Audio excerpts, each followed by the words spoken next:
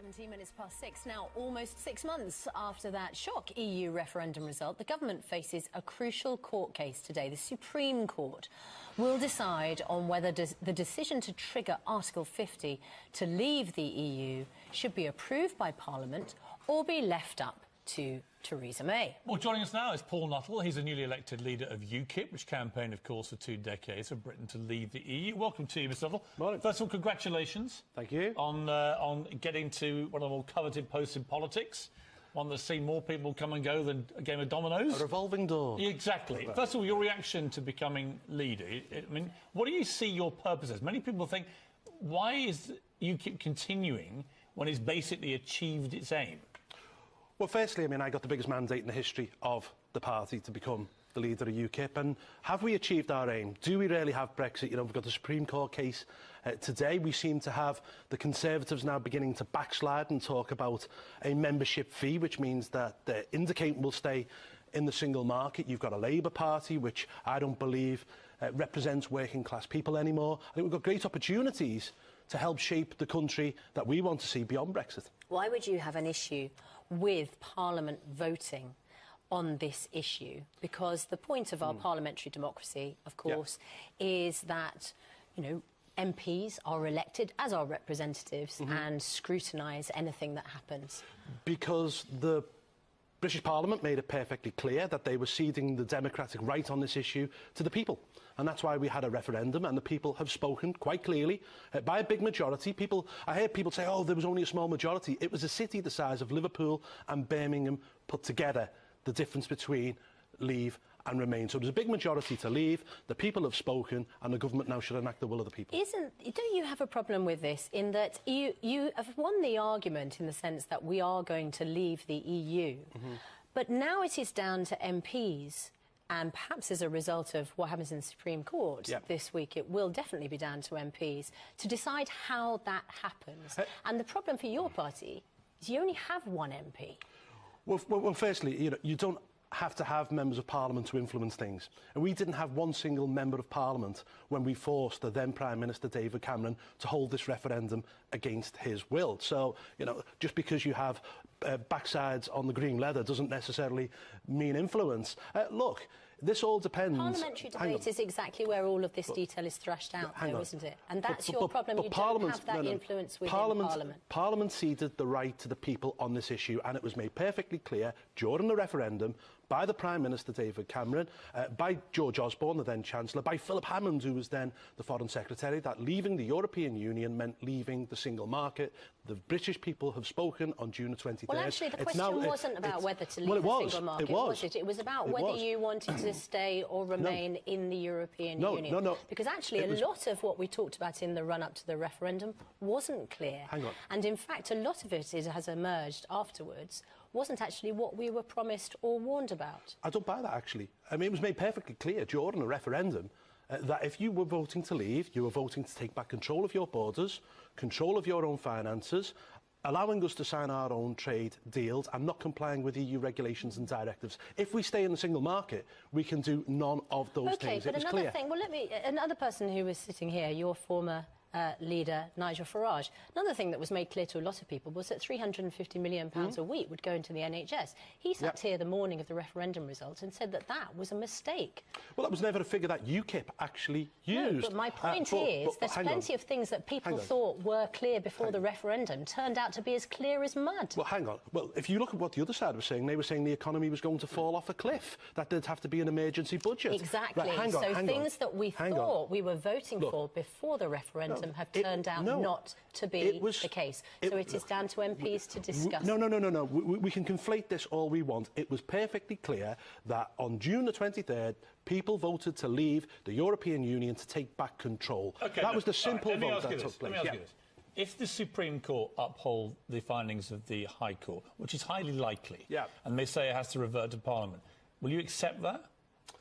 Well, of course it's got to be accepted. We have an independent judiciary, but woe betide any MP who tries to play with this, or any political party, and add amendments to any sort of bill to ensure that we stay in a single market, particularly if you're an MP whose constituency has voted to leave, and you play around with this. But wasn't the sovereignty of Parliament, and indeed the sovereignty of our judiciary, wasn't that a key cornerstone, really, of the ethos of UKIP, which is the reason we need to get out of Europe is so we can be ruled by our judges and have the sovereignty of our parliament. There isn't there, a kind of weird contradiction going on here, where the Leave Brigade don't like this because they're twitchy about what it means about Brexit, and yet at the same time what they really want to do is kind of ignore or usurp the will of a sovereign parliament. Why? Well, hang on.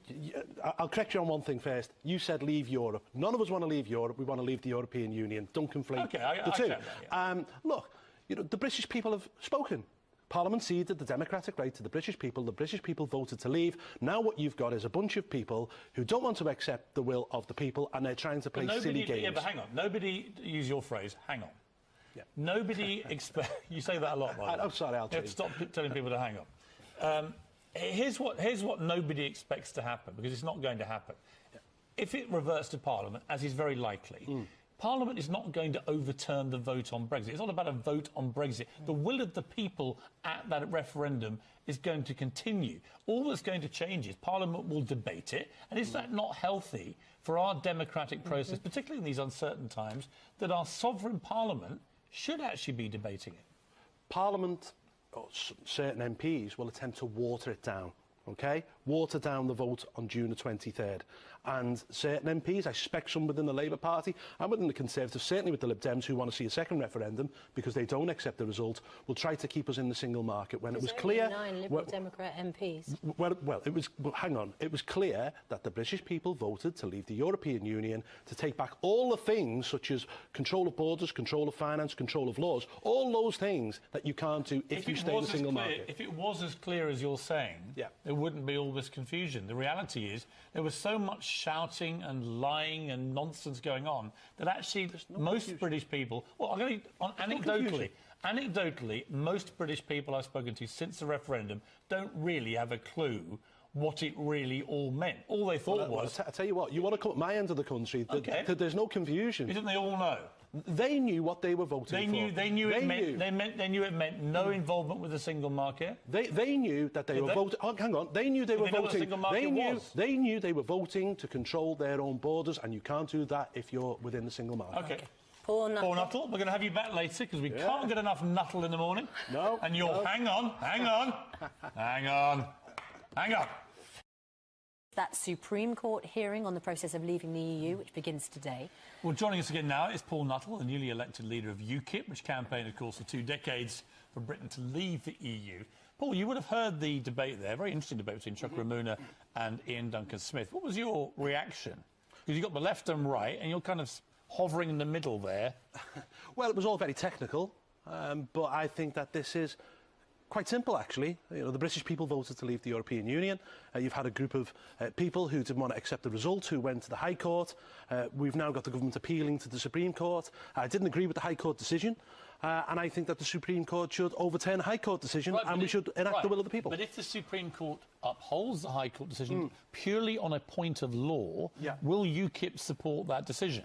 We'll think it's the wrong decision because the British people... That wasn't my question. Hang on. We'll think it's the wrong decision, but we'll support the decision because then Parliament will debate it. But woe betide any MP who tries to play around with the will of the people, particularly if they're from a constituency that has voted to leave. You've been telling me to hang on all morning now, right? I didn't say hang on again, then. It's your favourite phrase. Okay. But let me ask you again, though. Will you support the decision, i.e. will you accept it and not challenge it?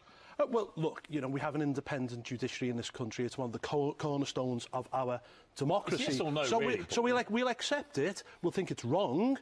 But, as I say, it will then be for Parliament to decide. But I think it's a disgrace if any MP tries to play around with the will of the people. It was clear we voted to leave the European Union and we voted to leave the single market.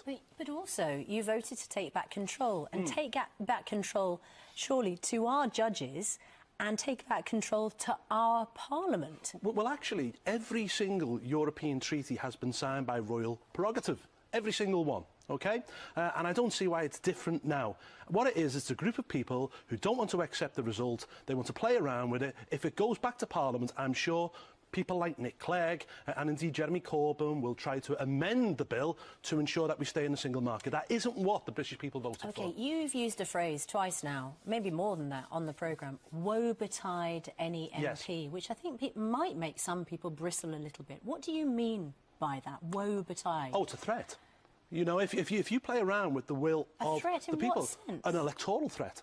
You know, UKIP is at its best when it's electorally strong, and we will go into those constituencies and we will campaign hard to remove those MPs at 2020. Either before 2020, actually, there might be a referendum. There might be an election. So little form when it comes to electoral success. Do you? You've got one MP. Well, actually, you know, just because you don't have that many people in the House of Commons doesn't mean you don't have influence. You know, don't forget, it was because UKIP was growing in size as an electoral force that we got this referendum in the first place. We might have one MP at the moment. I guarantee if Parliament mess round with this bill, we'll have a lot more.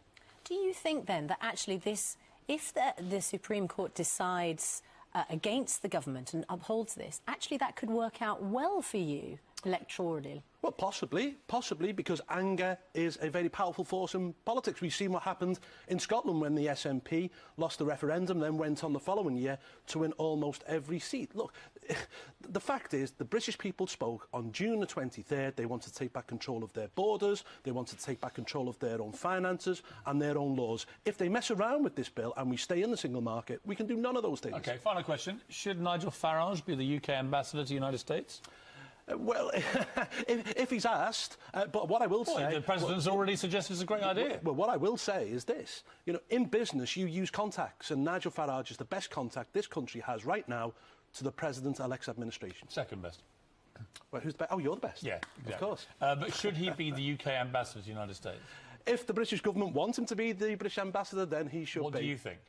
Well, I think he would be a great ambassador, but if he isn't, then he should be a conduit between the British government and President Trump. OK, that was clear. Good to see you. Cheers. 7:30. You didn't frankly have the balls to put country before party.